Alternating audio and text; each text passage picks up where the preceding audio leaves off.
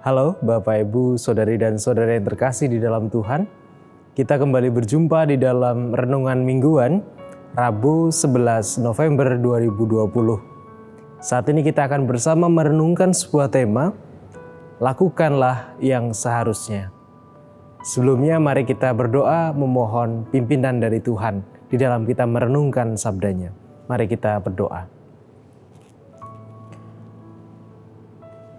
Di dalam setiap pengalaman yang kami jumpai Tuhan, di dalam hidup kami sehari-hari, kami membutuhkan tuntunan-Mu, kami membutuhkan pertolongan-Mu Tuhan, di dalam kami menjalani hari-hari kami. Dan saat ini Tuhan, kami akan bersama mendengarkan firman-Mu, kami akan bersama merenungkan sabda-Mu. Kiranya Tuhan berikan kemampuan bagi kami, sehingga kami boleh dengan kemampuan itu memahami apa yang menjadi kehendak Tuhan, dan kami pun boleh Tuhan mampukan untuk melakukannya di dalam kehidupan kami. Kami serahkan Tuhan perenungan kami pada hari ini ke dalam tangan pengasihan Tuhan. Di dalam nama Kristus Yesus kami berdoa dan berserah. Terima kasih Tuhan. Amin. Sabda Tuhan yang akan kita renungkan pada hari ini tertulis di dalam Lukas pasal 17 ayat 7 sampai dengan ayat 10. Lukas 17 ayat 7 sampai dengan ayat 10, satu perikop dengan judul Tuan dan Hamba. Demikian sabda Tuhan. Siapa di antara kamu yang mempunyai seorang hamba yang membaca atau menggembalakan ternak baginya, akan berkata kepada hamba itu setelah ia pulang dari ladang, "Mari segera makan." Bukankah sebaliknya, ia akan berkata kepada hamba itu, "Sediakanlah makananku. Ikatlah pinggangmu dan layanilah aku sampai selesai aku makan dan minum. Dan sesudah itu engkau boleh makan dan minum." Adakah ia berterima kasih kepada hamba itu, karena hamba itu telah melakukan apa yang ditugaskan kepadanya? Demikianlah juga kamu. Apabila kamu telah melakukan segala sesuatu yang ditugaskan kepadamu, hendaklah kamu berkata, "Kami adalah hamba-hamba yang tidak berguna. Kami hanya melakukan apa yang kami harus lakukan." Bapak, Ibu, Saudara dan Saudara yang dikasihi Tuhan, pernahkah panjenengan itu membeli sesuatu, sudah membayar, sudah memberikan uangnya, tapi kemudian panjenengan tidak mendapatkan hasilnya atau tidak mendapatkan barang yang jenengan beli? Pernahkah begitu? Atau pernahkah ditipu, "Oh, saya itu sudah membayar tapi kok saya nggak dapat barangnya?" Kira-kira bagaimana perasaan Bapak, Ibu, dan saudara-saudari sekalian? Pasti nggak enak, pasti dongkol, pasti marah. Gimana toh saya sudah membayar, saya sudah membayar penuh, memberikan uangnya, tapi kok kemudian saya tidak mendapatkan barangnya? Nah, lalu pernahkah juga panjenengan kemudian berpikir atau kemudian panjenengan bertanya-tanya dalam hati ataupun juga diungkapkan, kenapa sih kehidupan saya kok penuh dengan kemalangan? Kenapa sih kehidupan saya penuh dengan cobaan, padahal saya sudah banyak berbuat baik, padahal saya sudah sering beribadah, saya tidak pernah terlewat beribadah, saya sudah sangat rajin melayani, tetapi kenapa kehidupan saya kok juga tetap susah, kehidupan saya tetap penuh dengan kegagalan, saya sering merasakan kegagalan, kenapa? Apakah kemudian Tuhan tidak mendengarkan apa yang saya lakukan, tidak pernah melihat apa yang saya lakukan, tidak mendengarkan setiap yang saya keluhkan, gitu. Nah, ketika kita tarik pada satu benang merah, sebenarnya dua pertanyaan itu memiliki satu corak yang sama, yaitu corak transaksional atau corak jual beli.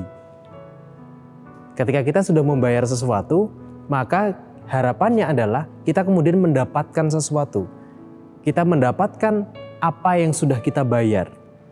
Nah, seringkali juga di dalam kehidupan kita, cara yang demikian kita pakai di dalam relasi kita dengan Tuhan. Saya sudah banyak berbuat baik, saya sudah rajin beribadah, saya sudah rajin melayani. Tapi kenapa kehidupan saya tetap susah? Kehidupan saya banyak kemalangan, kehidupan saya banyak mengalami kegagalan, saya sering merasakan sakit, saya sering merasakan kekurangan dan sebagainya.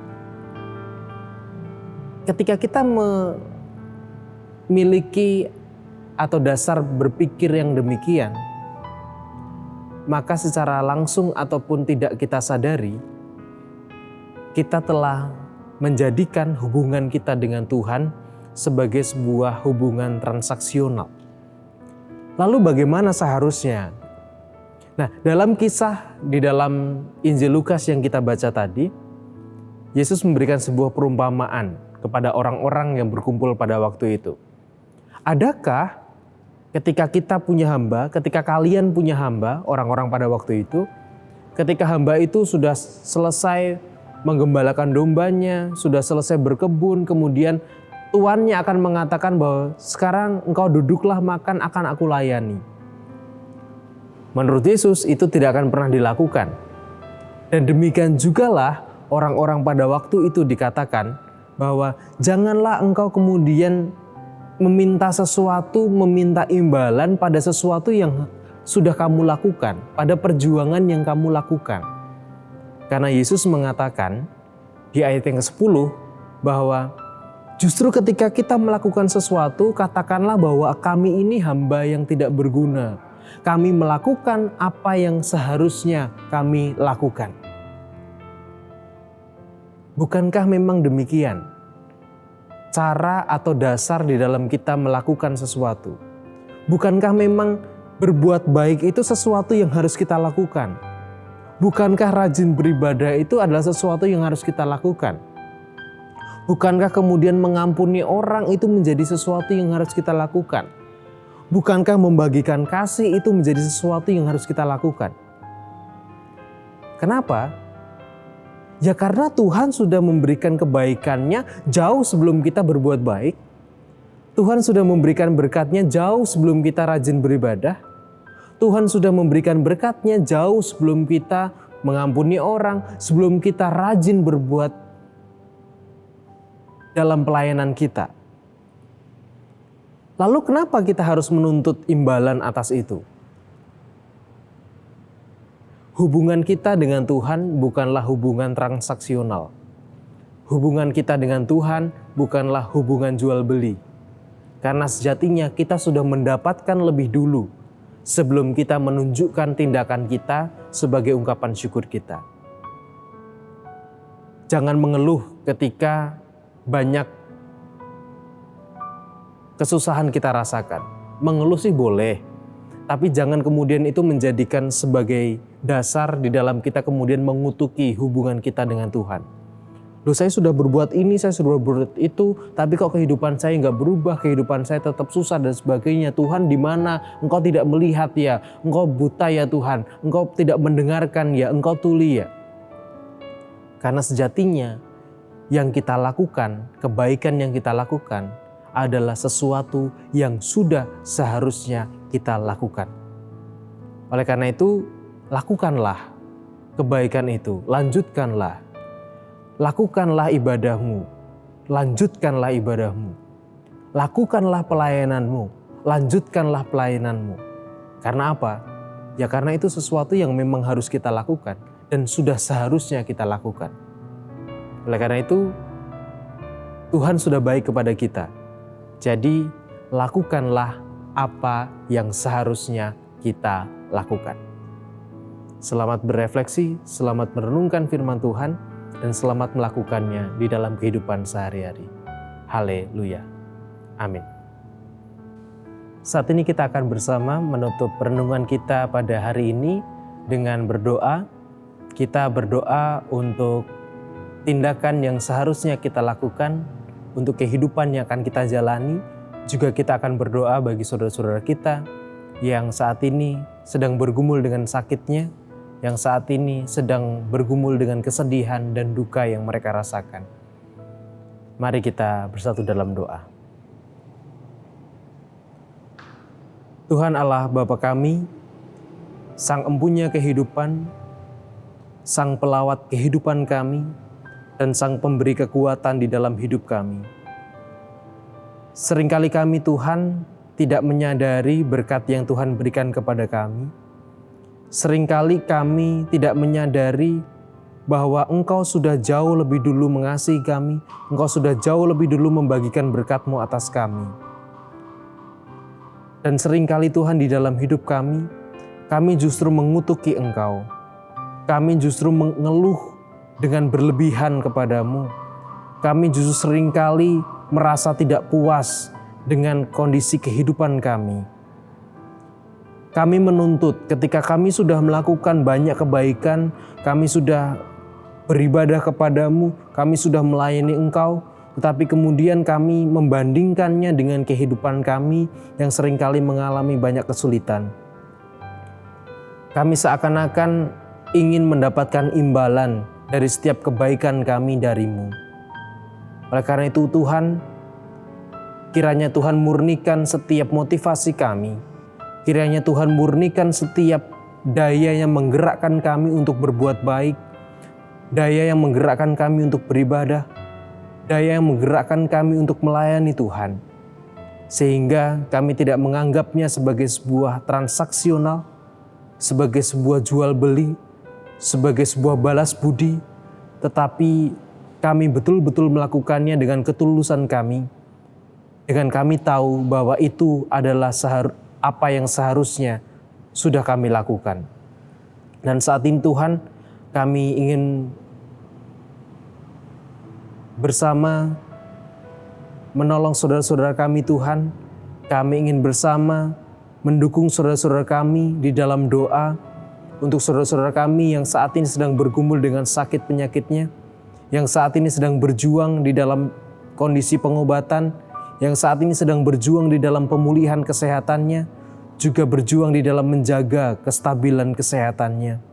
Kami saat ini berdoa untuk Ibu Sri Mulyani, Bapak dan Ibu Priyono, Bapak Joni Suminario, Ibu Ami Birowo, Bapak Yonatan Purwoko, Ibu Lawiem Suparman, Bapak Sudarsono, Bapak Bilson Siagian, Bapak Ngatimin, Ibu Tati Ratmiati, Bapak dan Ibu Budiandono, Ibu Sulina Saharun, Ibu Morning Tias Gobing, Bapak Warsito Utomo, Ibu Siwiati Sriwiyati, Bapak Rasdiman, Bapak Setiantono, dan juga Bapak Ibu yang lainnya Tuhan. Kiranya Tuhan berkenan untuk menolong saudara-saudara kami ini. Kiranya Tuhan juga berkenan untuk memberikan kekuatan semangat bagi mereka di dalam menjalani setiap proses pengobatannya, di dalam menjalani setiap proses pemulihannya. Kami serahkan Tuhan saudara-saudara kami ini ke dalam tangan pengasihan-Mu.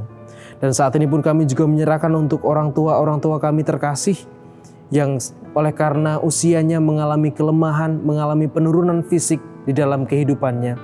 Kami menyerahkan Ibu Rusmiati Buyung, Ibu Sarno, Ibu Tugiras Sariman, Ibu Tiem Mangun Sentono, Bapak Siswa Prayitno, Bapak Saharun, Bapak Sadal Paulus, Bapak Christian Dauriwu, Bapak dan Ibu Mardi Utomo, Ibu Suwartono, Ibu Wagina Paijo, juga Bapak Ibu yang lainnya. Kiranya Tuhan juga berkenan menolong mereka, membagikan kehidupan bagi mereka Tuhan. Di masa tuanya ini, biarlah mereka boleh juga semakin menghayati berkat dari Tuhan, dan mereka boleh menggantungkan pengharapan dan kepercayaannya hanya kepada Tuhan. Dan kami juga berdoa bagi saudara-saudara kami yang pada minggu-minggu ini Tuhan merasakan duka oleh karena ditinggal orang terkasih, ditinggal oleh keluarga terkasih menghadap Tuhan di surga.